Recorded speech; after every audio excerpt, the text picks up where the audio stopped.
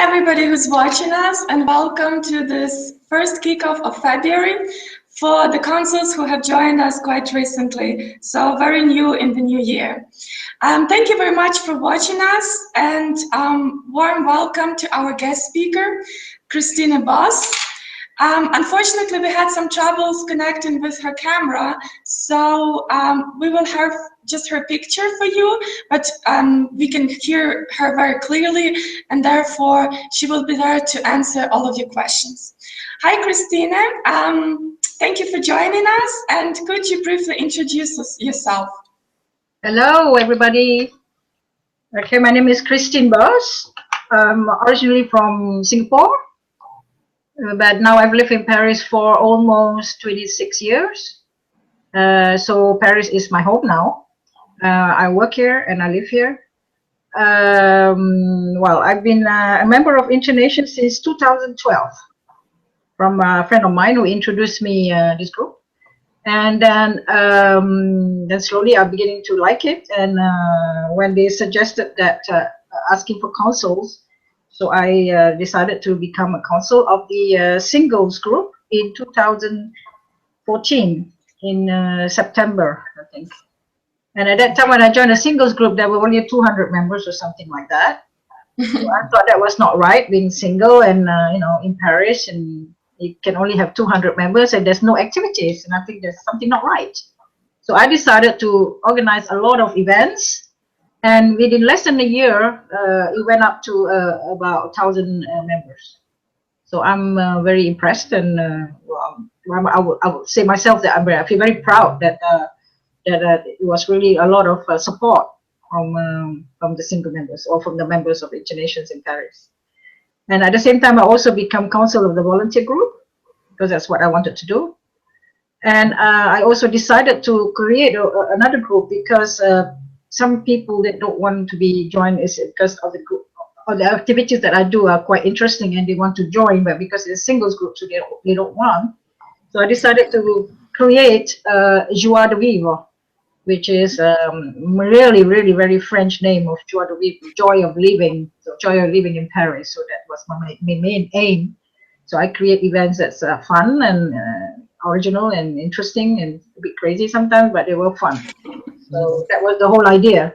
So 3 groups.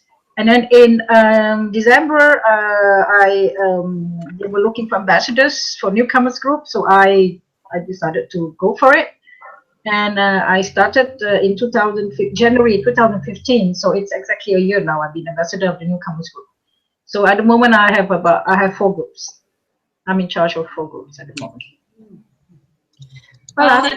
And I would like to share my experiences with you. So if you have any questions, anything, just don't be shy. Thank you, Chrtistine, so much. That was a very elaborated introduction, and I'm really glad that we have you on board, because apparently you even bring in more members to InterNations by creating new groups and catering to the interests of those who maybe don't want to join the singles group, but still would like to enjoy the type of activities that you organize.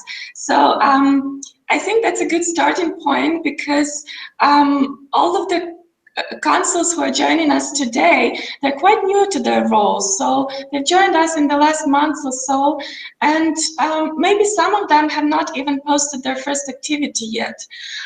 So I would like to ask you, Chrtistine, what is the most important part of starting a group and posting activities?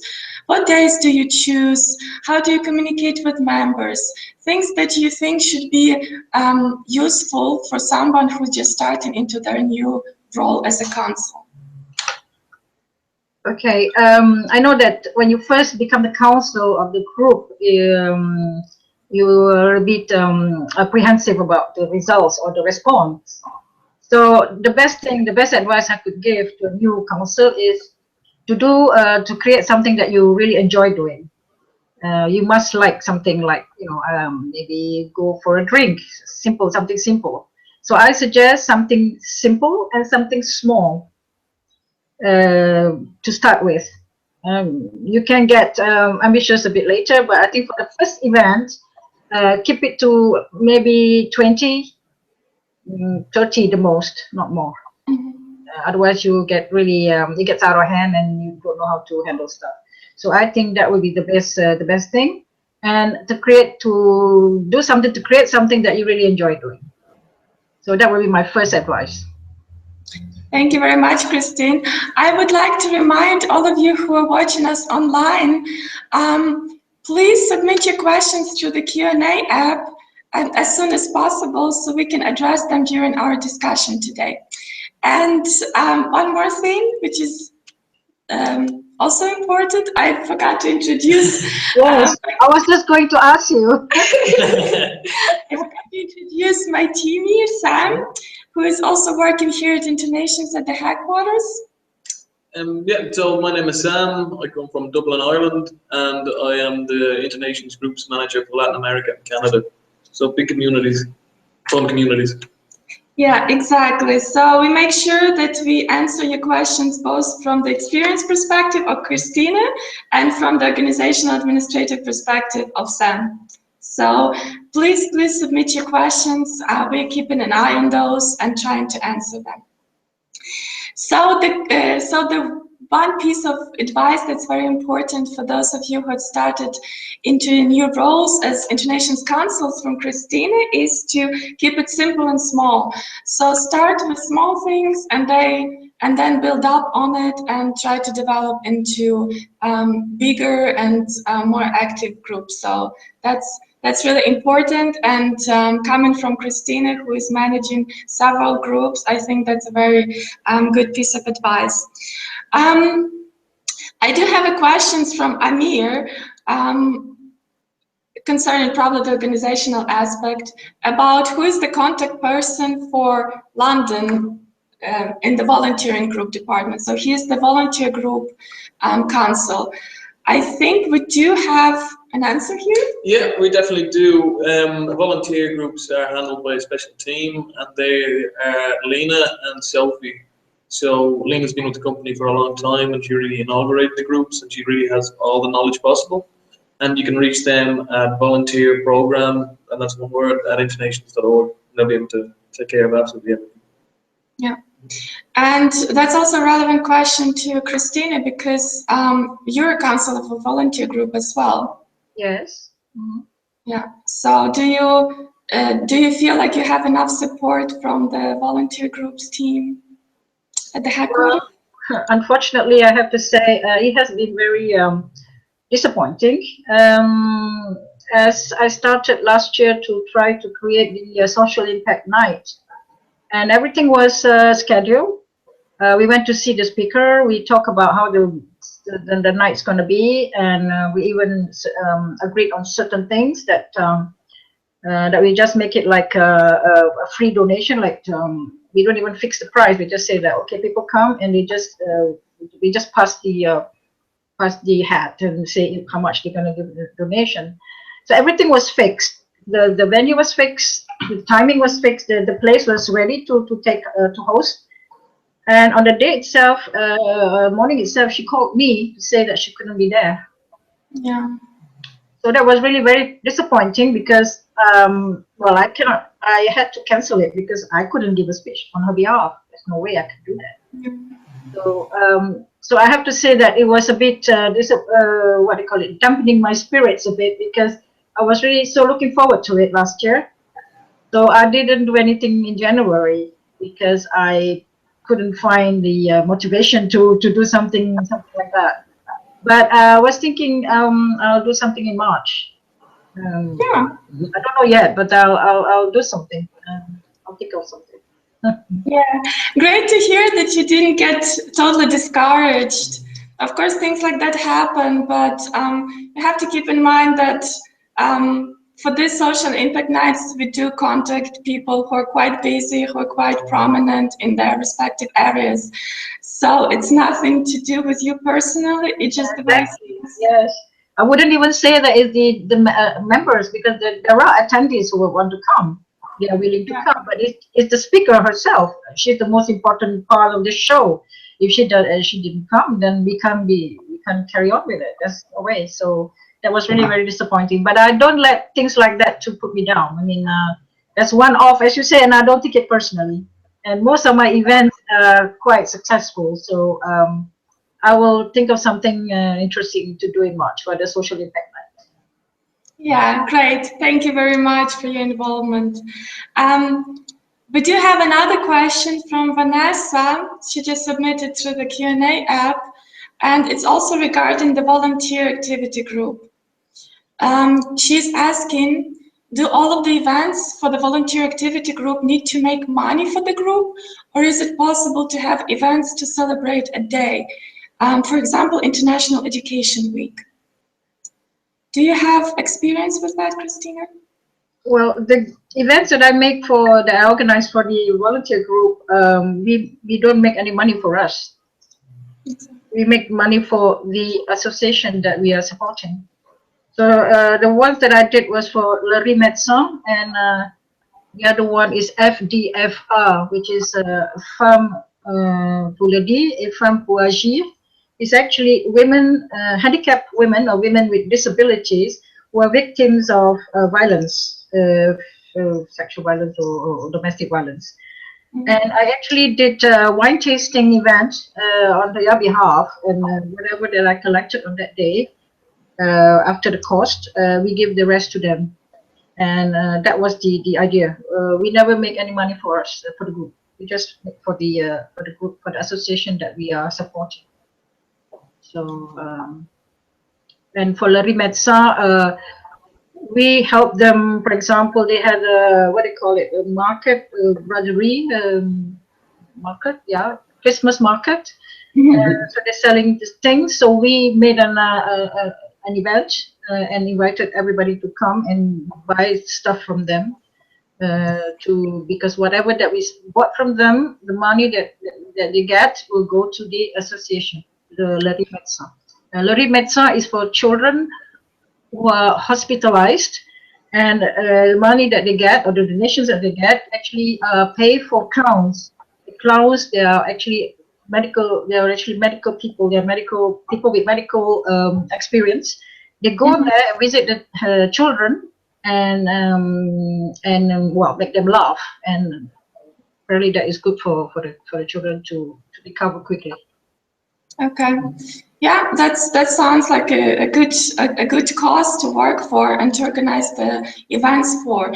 And we have a little note from Vanessa as well that she meant are we allowed, or are the consuls of the volunteer activity groups allowed to change the charity who they help? I think in this regard, you have to define yourself, Mr. No, I'm not sure. No, this isn't my area, so I'm not particularly sure. I'll just double check. You should always check with Lena, volunteer programs. But as far as I'm aware, I think that the charity has to be run by HQ because they have certain connections with different charities. That's what I think anyway. And I think in the other part of that question, the initial question was whether the activity has to make money or it can be something else. And I know that that's not the case. It can always be something to raise awareness or to just pitch a hand. Like in Munich a couple of weeks ago, we had our volunteer group go out and help the refugees at a kindergarten. And there was no money involved there. It was just literally helping people. And we have soup kitchens staff all around the world. So I think those sort of activities don't necessarily have to make money, but it's more about the awareness and just kind of helping everybody out. You know? Yeah, exactly. So it's not only about money, but also about actually helping hands, literally helping hand, going there, preparing something, giving out food, giving out, sorting out and giving out different clothes and so on. Yeah, especially in Munich, it's a hot topic because we have so many refugees camps here. Yeah, thank you, Christine. Thank you, Sam. We have the next question coming from Amir. He's asking, how many consuls do you have in each of your groups? So are you one consul or do you have co-consuls? And also, if you do share the responsibility with other consuls, how do you allocate tasks for each of them? The question is for me? Yes. Oh, how many consuls and by-consuls? What do you mean, co-consuls? You mean? Yeah, do you have a co-consul in any of your groups? Yes. And if you do, how do you allocate the tasks? How you distribute the responsibilities between? Okay. Between Yes, you and we have co-consuls. Actually, there's supposed to be 6 in the volunteer group, but I think there are only 3 of us that's active.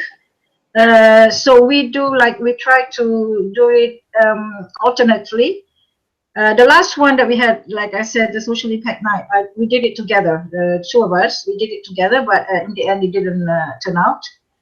And the alternate, the other person is doing it like once in 2 months. She did it differently. She did it with different associations and different that she chose herself actually. So and the singles group, I have also a co-consul. He likes to do things more like very luxurious venues. So I will leave that to him because that's what he likes to do. And I will do more for the singles event, this going out dancing or going out for the drink. And the joie de vivre, I'm the only council at the moment. Well, I don't need at the moment, so okay. And well, that's it. Yes, it's quite simple, really. I mean, I just tell them, okay, what do you like to do, and yes, go ahead, and we just arrange the timing and arrange whether. If the person is too busy, then I will do it this month, and he will do it next month. The event, so that's quite easy to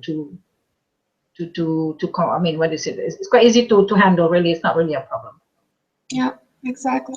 I think from our experience here, dealing with all different communities, it's also important to know that communication between co-consuls is the priority. As long as you communicate and as long as you make plans together, everything is easy and reasonable to negotiate. So as you say, 1 month you're available to post and host activity, another month you're co-consul, somebody is more fond of organizing the venue, somebody is more fond of bringing people together and managing the attendees.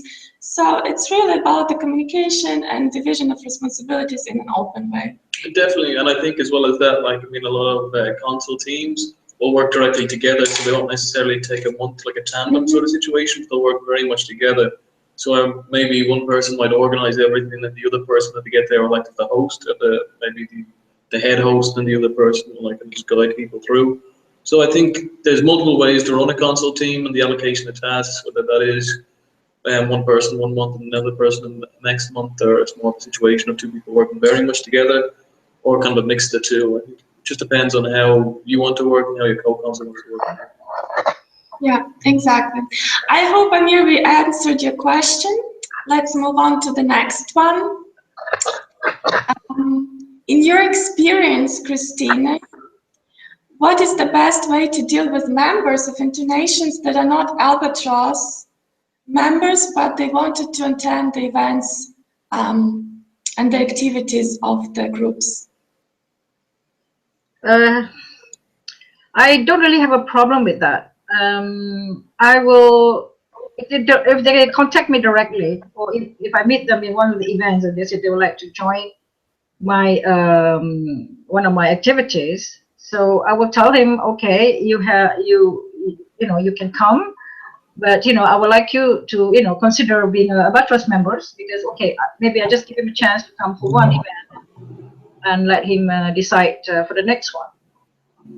I wouldn't want to be too strict in that sense that because I know people like to come to my event because they're fun and they're interesting, but I have to tell them, well, okay, I'll let you come this time, but consider maybe become an Albatross members, then you can see all the events that's available.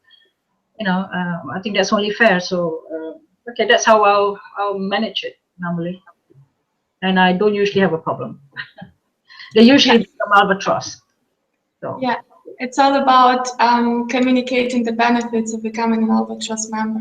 Yeah. But also, I know that we have this free trial in place, right? You still have 2 free trials, is that it? Is that still on?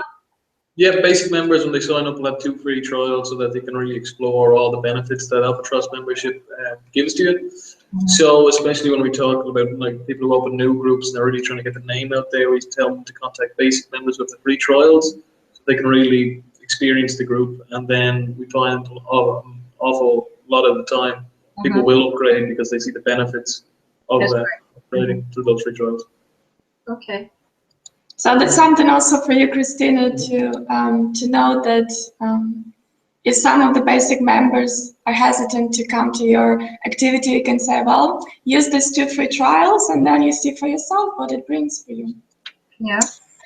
I hope, Carlos, we answered your question as well. Another question I have also from my side, how many times per month do you organize your activities, and how do you manage all these different groups? So in terms of scheduling. Yeah, different of the schedules. Okay. Well, already in January, last month, I think I have about 2 events per week. Because I do a newcomers event once a month. So I did that around the 2nd week of January. And then the singles group, I had 2 events, 2 activities this January. So I had about at least 2 per week in January. So that's about 4 events, at least 4 per month. In February, I've already scheduled a singles group for the Valentine's Day, that's 12 on the 12th, and one for the Joie de Vivre the same week, and the newcomers as well. So that's already 3 for February that's scheduled for coming up soon. This Sunday, I will have something for the Joie de Vivre. So next week for the Valentine's, I have a singles group, and then the newcomers group will be the week after. So there's 3 already this month. So that's about normal for me. You keep yourself busy. Well, it's a good example of planning in advance, especially if you have consulship of different groups on your shoulders, that you really need to kind of try and schedule out. But then it leaves you time to plan as well, because if you already have a date and you already posted an activity, you still have time to prepare for it. So that's a good tactic. I have a question from Marlene. If all activities should be in English, or can consuls organize activities in the local language? For her, Spanish, because she comes from Madrid. From your experience, Chrtistine, so you're right now you're living in Paris. Do you have problems with that? Do you have to switch to French sometimes, or all of your activities are going on in English? All my activities are in English, but I'm completely bilingual. But I can write in English, I can write in French, I can speak in English and in French. That's not a problem. So, but I think Munich insists that all the activities and the events have to be in English, to be written out in the website, to be in English. And I think that is fair enough. InterNations is an English language site. But I think sometimes, like for me, I call it Joie de Vivre and give it a little bit of French touch, because I live in Paris after all. But I have no problem speaking or relating or even networking in French or in English. It's not a problem for me. But I don't know about Spain, so I don't know whether it's. I know it's funny because some people they put it in French and. The activity or the events in French, and I don't think that's really. I mean, people not everybody reads French, so I think it should be in English. And, yeah, I've never had any problem with that. So. Yeah, thank you. Apparently, Marlene has difficulties maybe with some of her members who still want to speak in Spanish. What does the InterNations official guidance say to them? Well, I mean, it's perfectly fine to organise activities that are in Spanish. I mean, the thing we would say is to very clearly write it on the activity description, especially if you're on a language group. We always have people descriptions in Italian, but then also translating into English, just so people know who are only monolingual, and we have that quite a few places that they're perfectly aware walking into the situation that people are speaking the native language, because there's nothing worse than walking into a room excited for an activity like a wine fair and then you don't know how to say it's good wine in Spanish. You know? So just have a disclaimer, I suppose, very clearly noted. It's perfectly fine. Okay. Yeah. So thank you, Christina. Thank you, Sam, for the answer. I think we have time for 1 or 2 more questions. So for those watching us, please do submit them through the Q&A link, and we will try to address them in the next 5 minutes. Coming back to organization and scheduling, Amir has yet another question about how many hours a week do you spend on organizing and hosting InterNations activities? Christina? I do it in the weekends normally. And it's actually, what I do normally is like in every activity and every event, I will sort of look further, and sometimes I go to other people's activities so that I will get a bit of feeling of the place, the feeling of the venue, and feeling of more ideas on what's future events that might come out. So I do that once in a while. So maybe once a week, or no, not once a week, maybe once in 2 weeks, I will go to another person's event and to see the venue, see what's her idea or his ideas, and try to get feedback from that. So I usually will do my planning in the weekends, and usually I will sort of, if I want to contact the venue, I will do that maybe at least 3 weeks in advance, 3 weeks before the date that I want to put up the event. I really have the date already, and what I do is I contact the place, the venue, and try to negotiate and got everything in place 3 weeks in advance. That's it happened that I did it maybe just a few days before the event, but usually that didn't come out very well because people are already booked up for something else. So from then on, I realized that I really have to do it 3 weeks in advance. And like a newcomers event, I have to do it 1 month, 3-4 weeks in advance. Mm-hmm. So yeah, I have to be really strict on that. So mostly it's about an hour during the weekends, maybe 2 hours during the weekends. Yeah, it sounds like you're very organized, Christina. So I have to. If I've got 4 groups, I have to. I have no choice. yeah, that's true. That's true. I really like the idea, just coming back to what you said a minute ago, I really like the idea that you actually look for new ideas, look for new venues where you can host your activities by attending other groups and seeing what they're doing. So I think it's a great way to see what can you do next and to kind of create a new activity for your group. Yeah, that's right. Yeah. Do you also connect to other consuls in your community, or you just like sporadically attending the activities? Yes, that's the whole idea when I attend the activities. I want to see how they do it. They are not very new consuls, but I just like to see how the other consuls organize their events, their activities, and also meet the people who come attend these events to see what they like, what their future activities that I can organize. Give me some ideas. That's what I just said, and also look at the venue. What sort of venue people attendees that like, you know. So that is a good way of feedback. It was a good way of looking at things and getting ideas, I think. So not just to stay with my event, and also it's a good way to show support because they do come to my events, to my activities. So I think it's only right that I attend to their activities as well. And I think they feel good if I do come and show myself and show support.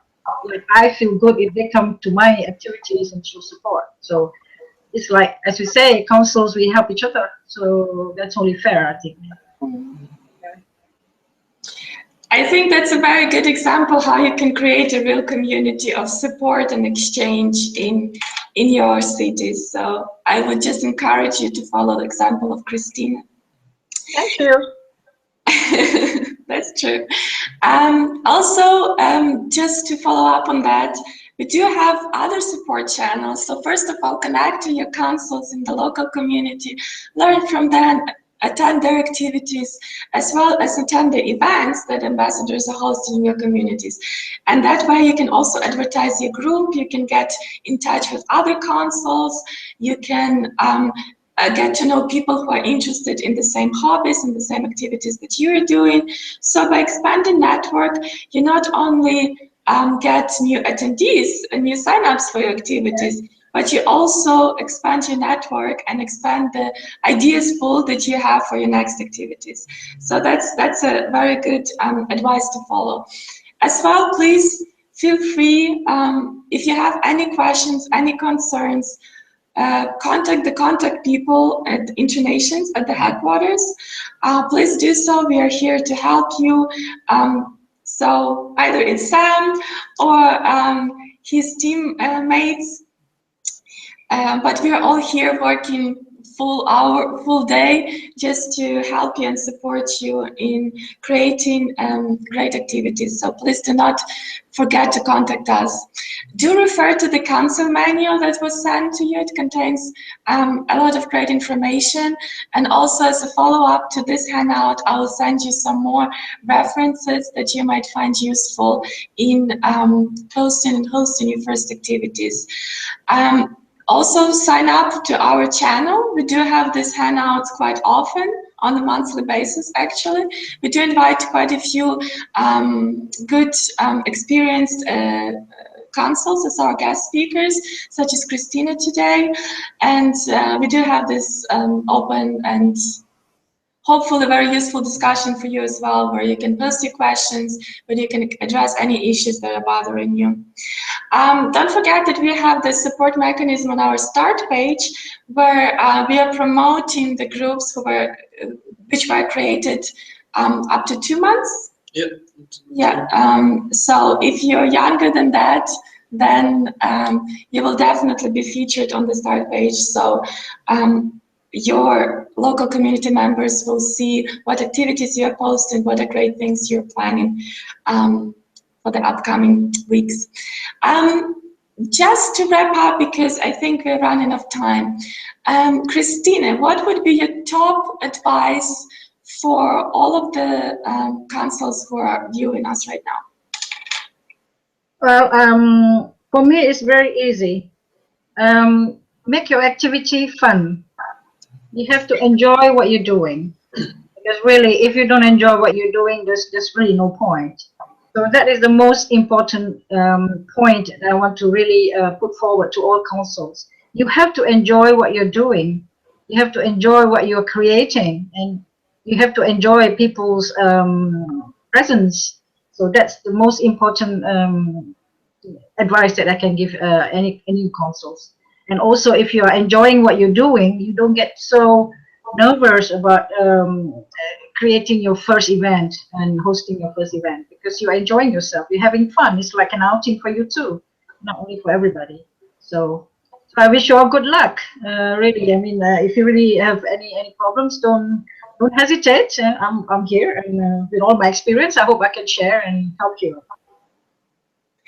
Thank you very much, Chrtistine. You've been a great support. Also in this session, it's not the first time we have invited you for Google Hangout. So thank you very much for finding the time and sharing your experience and advice with our viewers online. I do agree with you, and I think that's a red thread that goes through all the advices that we heard so far from all the different experienced consuls in our Hangouts. Do have fun, enjoy what you're doing, and it's going to be contagious, because people will feel you're passionate about what you're doing, you enjoy what you're doing, and you will have more and more attendees and more people to share your hobby and your passion with. So enjoy what you're doing, and have fun creating and hosting your first activities. Yeah, definitely. I think that's the best piece of advice. I think that's something we all share, to make sure you have fun. And then I think, especially for the newcomer consuls, I think another good piece of advice would always for your first activity, to make sure you bring a friend who's on InterNations, so that you don't have all that nervousness, apprehension of meeting like so many new people, especially with a big activity for your first one. But you always have someone almost to help you, support you, and kind of help you host. I think it'd be a good piece of advice for the newcomers. Yeah, so reach out for help and reach out for support. Take all the advantages of the support that's there, because there's so much. I think Yeah, and we are a community, so we are meant by default to help each other to grow. So thank you very much for watching us. Thank you, Chrtistine. Thank you, Sam, for being with us today. And we'll see you in one of our next Hangouts. Bye-bye. Bye-bye. Thank you, Anastasia. Thank you, Sam. Bye-bye. Bye. Bye-bye.